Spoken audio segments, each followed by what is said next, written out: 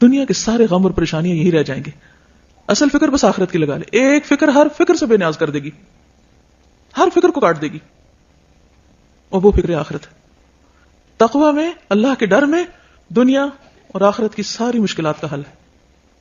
اللہ کا وعدہ ہے, اللہ نے اہل کتاب سے وعدہ کیا تھا کہ اگر وہ اپنی کتاب کو قائم کرتے, اس پر عمل کرتے, تو لَأَكَلُوا مِن فَوْقِهِمْ وَمِن تَحْتِ أَرْجُلِهِمْ, آسمان سے بھی رزق برستا, پاؤں کے نیچے سے بھی نکلتا.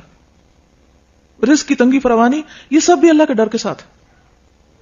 اللہ سے ڈرنے والے بن جائیں, گناہوں سے بچیں, ساری مشکلات آسان ہو جائیں گی. لیکن یہ نقطہ ہمیں سمجھ میں نہیں آتا. انسان کے رزق میں رکاوٹ اس کے اپنے گناہوں کی وجہ سے ہوتی ہے, انسان پہ حالات کی تنگی اس کے اپنے گناہوں کی وجہ سے ہوتی ہے. ہم سب کو نحوستیں باہر سے نہیں اندر سے دیکھنی چاہیے. سب سے بڑی نحوست گناہوں کی نحوست ہے, اللہ کی نافرمانی کی نحوست ہے. جس جگہ پر نماز نہ پڑھی جائے وہ جگہ منحوس ہو جاتی. تو یہ دیکھیں کہ کہاں گناہ ہو رہے ہیں. اگر ہمارے گھروں میں ہر وقت میوزک بج رہا ہے, اور رحمت کے فرشتے کہاں سے آئیں گے؟ ہر طرف تصویریں لٹک رہی ہیں, رحمت کے فرشتے کہاں سے آئیں گے؟ خیر و بھلائی کہاں سے ہوگی؟ اگر رشوت کا مال آ رہا ہے, سود کا مال آ رہا ہے, حرام مال آ رہا ہے, کسی یتیم کی غصب کی زمین پہ گھر بنا کے رہ رہے ہیں, رحمتیں کہاں سے برسیں گی؟ نحوست تو یہ ہے, ان خرابیوں کی نحوست ہے, ان حرام کاریوں کی نحوست ہے جس کو ہم نہیں سمجھ پاتے, اور ہم بلیم کرتے ہیں دوسروں کو. اس نے نظر لگا دی, اس کا قدم ایسا پڑ گیا, فلاں کی وجہ سے مصیبت آ گئی. مصیبتیں اندر سے اٹھتی ہیں, ان کی فکر کرنے کی ضرورت ہے. ہر گندگی کو اپنے اندر سے نکالنے کی ضرورت ہے, چاہے وہ شرک کی گندگی ہو, جو قرآن مجید میں آتا ہے نا, فاجتنبوا الرجس من الاوثان, بتوں کی گندگی سے بچو. اگر گھر میں بت رکھے ہوئے ہم نے تو نحوست تو آئے گی, رحمت کہاں سے آئے گی؟ تو عربوں کے ہاں عموماً جب پھال لیتے تھے تو پرندوں سے لیتے تھے. تو ایسا شخص جو برا شگون لے, اس کے بارے میں آپ نے فرمایا من ردته طیرۃ من حاجۃ فقد اشرک. قالوا یا رسول اللہ ما کفارۃ ذلک؟ قال ان یقول احدهم اللهم لا طیر الا طیرک ولا خیر الا خیرک ولا الہ غیرک. جو شخص کسی سے بدفعلی پکڑ کر اپنے مقصد سے لوٹ آیا, اس نے شرک کیا. صحابہ کرام نے پوچھا اللہ کے رسول صلی اللہ علیہ وسلم اس کا کفارہ کیا ہوگا؟ فرمایا وہ کہے اے اللہ تیری دی ہوئی بھلائی کے سوا کوئی بھلائی نہیں, اور تیری فعال کے سوا کوئی فعال نہیں, اور تیرے علاوہ کوئی معبود نہیں. اب یہ شرک کیسے ہوتا ہے؟ مثال کے طور پر ایک شخص گھر سے نکلا, کالی بلی راستہ کاٹ گئی, تو اس نے اسے منحوس سمجھا اور وہ گھر واپس آ گیا, کام کے لیے گیا ہی نہیں. تو میں نے کالی بلی دیکھ لی تھی, وہ آگے سے گزر گئی تھی, تو میں نے سوچا کہ اب میرا کام ہوگا نہیں, اس لیے میں واپس آ گیا. یہ شرک ہے, یہ شرک ہے. اور یہ اس قسم کا شرک ہے کہ جس کو ہمارے معاشرے میں کھیل مذاق کے طور پہ لیا جاتا ہے, ان کو برا بھی نہیں سمجھتا. لوگ ایک دوسرے کے سامنے ایسی باتیں کھلے عام مجلسوں میں کر رہے ہوتے ہیں, اور کوئی کسی کو روکتا ہی نہیں ہے, اور کوئی احساس بھی نہیں کرتا کہ وہ کس قسم کا جملہ بول رہا ہے. بظاہر یہ ایک معمولی سی بات ہے, مگر حقیقت میں یہ شرک ہے, کیونکہ کسی بھی شخص کا نفع یا نقصان بلی کے ہاتھ میں نہیں. اکثر ایسا ہوتا ہے کہ اپنی لاپرواہی کی وجہ سے کوئی کام خراب ہو جاتا ہے, اور شیطان ہمیں سمجھاتا ہے کہ یہ ساری خرابی فلاں کی وجہ سے ہوئی, ہم اس کو بلیم کرنے لگتے ہیں. آج صبح صبح اس کا منہ دیکھ لیا تھا اس لیے فلاں اور فلاں کام خراب ہو گیا. یہ جملہ بھی نہیں بولنا چاہیے. اسی طرح آنکھ پھڑکنے سے خوف زدہ ہو جانا, یہ ہاتھ میں کھجلی ہونے سے امید لگا بیٹھنا کہ آج مال ملے گا, یہ جوتے پہ جوتا آ گیا تو سفر پیش آئے گا. رنگوں سے شگون لینا بھی ہمارے معاشرے میں عام ہے. مثلا سیاہ رنگ نہ پہننا کہ بیمار پڑ جائیں گے, ہمارے خاندان میں سیاہ رنگ جو ہے وہ ایسے اور ایسے اثرات رکھتا ہے, اس قسم کی باتیں کرتے ہیں لوگ, یہ رنگ ہمیں سوٹ نہیں کرتا. یا یہ کہ احترام کے منافی کیونکہ خانہ کعبہ کا غلاف کالا ہے, سب جوتا نہ پہننا کہ بے ادبی ہوگی کیونکہ گنبد کا رنگ سبز ہے. تو یہ خود ساختہ طور پر کچھ چیزوں کو حلال یا حرام کر لینا, اس کی بھی ہمیں اجازت نہیں ہے. یعنی اپنے طور پہ جو تمہاری زبانیں جھوٹ گھڑتی ہیں کہ یہ حلال ہے یہ حرام ہے, ایسا مت کہو, اس کی اجازت نہیں ہے. یہ سب وسوسے اور توہمات ہیں جن کی حقیقت اس کے سوا کچھ نہیں کہ شیطان انسان کو شرک میں مبتلا کر کے اس کے اعمال ضائع کروائے. یہ سب شیطانی حربے ہیں. یہ توہمات اور بدشگونیاں انسان کو اندر سے کمزور کر دیتی ہیں. انسان پر کون سا کام کر پائے گا کہ اگر ہر چیز کے ساتھ اس نے کوئی نہ کوئی فکر باندھی ہوئی یا کوئی وہم کرتا ہے. اس کے برعکس اللہ کی ذات پر ایمان اور توکل انسان کو جرت, بہادری اور اعتماد دیتا ہے, اسے جینے کا ڈھنگ سکھاتا ہے. چنانچہ ایسے کسی بھی خیال کو دل سے نکال کر اللہ پر توکل کرتے ہوئے اپنا کام جاری رکھنا چاہیے. عبداللہ بن مسعود سے روایت ہے کہ رسول اللہ صلی اللہ علیہ وسلم نے فرمایا الطیرۃ شرک الطیرۃ شرک ثلاثا, یعنی 3 بار فرمایا. وما منا الا ولکن اللہ یذہبہ بالتوکل, بدشگونی شرک ہے, بدشگونی شرک ہے 3 بار کہا, اور ہم میں سے کوئی ایسا نہیں مگر اسے وہم ہو جاتا ہے, لیکن اللہ تعالیٰ توکل کی وجہ سے اسے دور کر دیتے ہیں. یعنی ہر ایک کے دل میں وہم تو آتے ہی ہیں, آتے ہیں نا, لیکن جب انسان اللہ پہ توکل کرتا ہے تو وہم دور ہو جاتے ہیں, اور یہ ہونے چاہیے, ورنہ تو انسان کچھ کرنے کے قابل ہی نہ رہے. ہر چیز کے ساتھ رسک انوالو ہے.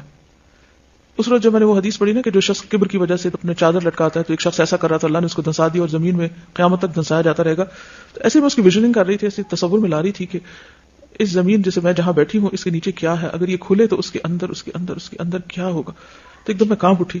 تو میں نے سوچا کہ ہم کتنی خطرناک جگہ پہ بیٹھے ہوئے ہیں.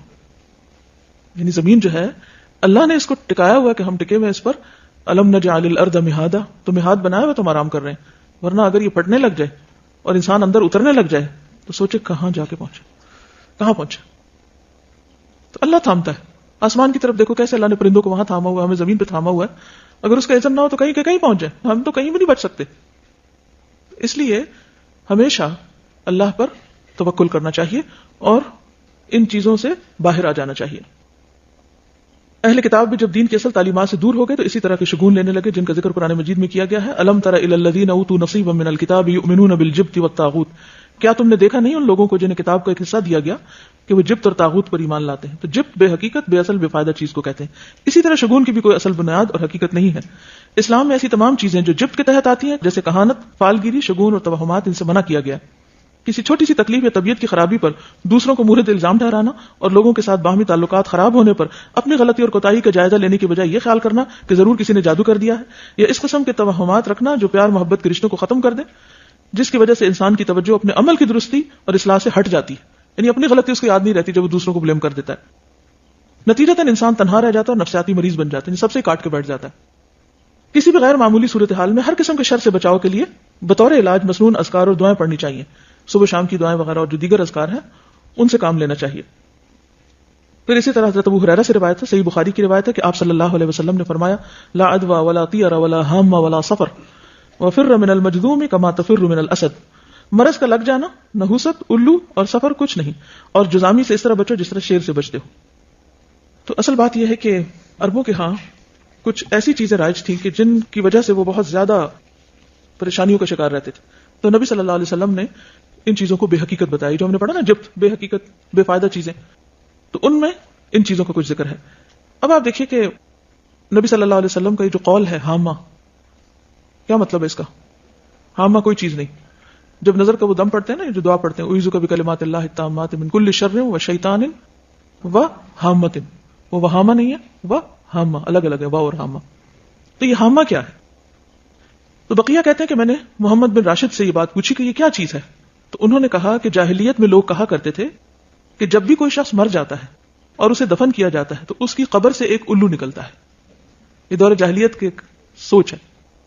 بقیہ کہتے ہیں میں نے سفر کے متعلق پوچھا تو انہوں نے کہا جاہلیت کے لوگ سفر کے مہینے کو منحوس خیال کرتے تھے. وجہ تو پیچھے آپ پڑھ چکے ہیں، اس میں جنگ و جدل بہت ہوتی، قتل و غارت ہوتی، گھر خالی ہو جاتے، تو ان سب چیزوں کو منحوس قرار دیتے. تو نبی صلی اللہ علیہ وسلم نے فرمایا سفر کچھ نہیں، یعنی اس کی نحوست نہیں ہے. محمد بن راشد کہتے ہیں کہ میں نے ان لوگوں کو بھی سنا جو کہتے ہیں کہ سفر ایک پیٹ کے درد کا نام ہے، یعنی ایک بیماری ہے، اور وہ لوگ کہا کرتے تھے کہ یہ متعدی ہوتا ہے، یعنی دوسروں کو لگ جاتا ہے. تو آپ نے فرمایا کہ سفر کی کوئی حقیقت نہیں. ٹھیک ہے، تو یہ جو حدیث ہے نا لا عدوى ولا طیر ولا ہام ولا سفر، یہ سب بے حقیقت چیزیں ہیں، جبت ہے. ٹھیک ہے. اشب کہتے ہیں کہ امام مالک سے رسول اللہ صلی اللہ علیہ وسلم کی قول لا سفر، سفر کچھ نہیں ہے کے بارے میں سوال کیا گیا تو انہوں نے کہا کہ اہل جاہلیت سفر کے مہینے کو ایک سال حلال کر لیتے اور ایک سال حرام کر دیتے. تو نبی صلی اللہ علیہ وسلم نے فرمایا سفر کچھ نہیں ہے. ابن عباس کہتے ہیں، یہ صحیح بخاری کی روایت ہے، کہ عرب سمجھتے تھے کہ حج کے دنوں میں عمرہ کرنا روئے زمین پر سب سے بڑا گناہ ہے. کیا سمجھتے تھے عرب دور جاہلیت میں؟ کہ حج کے مہینوں میں عمرہ نہیں کیا جا سکتا، بہت بڑا گناہ سمجھتے تھے اس کو. یہ لوگ محرم کو سفر بنا لیتے اور کہتے کہ جب اونٹ کی پیٹھ سستا لے اور اس پر خوب بال اگ جائیں اور سفر کا مہینہ ختم ہو جائے، یعنی حج کے ایام گزر جائیں، تو عمرہ حلال ہوتا ہے.